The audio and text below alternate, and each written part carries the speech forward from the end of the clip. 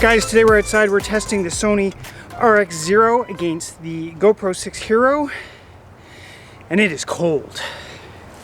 Let's go. Now, one of the things I'm going to say right off the bat is Sony has made it pretty clear that they don't want this to be considered an action camera. But I think anyone who takes a look at it is going to realize right away it's an action camera. And I think the distinction and the reason they don't want to be considered an action camera is that they feel there's much more to it. And they're positioning it towards more professional photographers and videographers with the idea that you can do a lot more with this than you can with this. The GoPro has in-camera stabilization.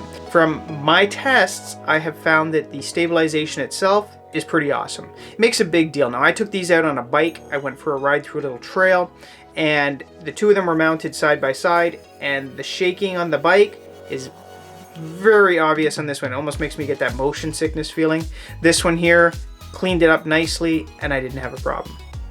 The other thing to keep in mind is that the Sony has a larger camera sensor.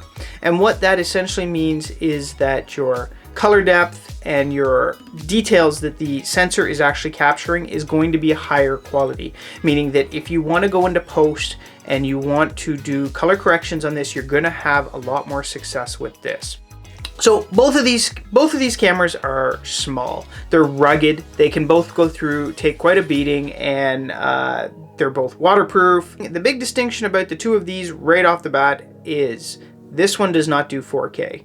At least it doesn't do 4K internal recording. Now, what does that mean? Because it confused me at first too, but basically you need to use the HDMI port on it connected to an external recording device. So to me, I'm just going to go simple and say this doesn't do 4K, because I think that for any of the purposes that I might use it or you might use it, you're going to want to know yes or no on the 4K, and the answer on that is no. This does have 4K. It does have some limitations. It's only going to do your 4K in slower frame rates, and it is only going to do it in the wide profile. So you're not going to get the nice square. You're going to get the typical GoPro fisheye type of look, and you're going to have to fix that in post if you want to get rid of it, or if that's not the look you're going for.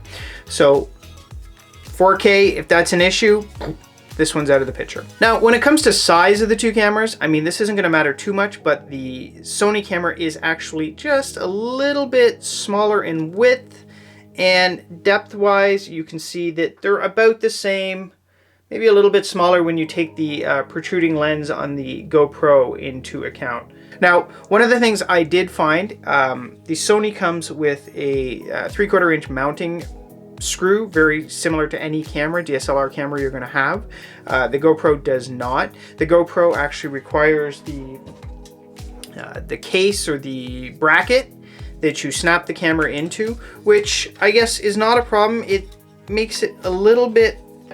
This does allow for all of the different GoPro accessories that GoPro offers. So I mean, I bought on Amazon a little kit that came with probably 60 or 70 little accessories, everything from a strap you can put on, flotation, strings, all that type of thing, and they all work perfectly with the GoPro because of the standardized mounting system. The Sony, I mean, has a standard system, but you're looking more at a professional DSLR type standard. If you want to use the Gorilla Pods, things like that, you can. So anything that you can mount a typical camera to, you can.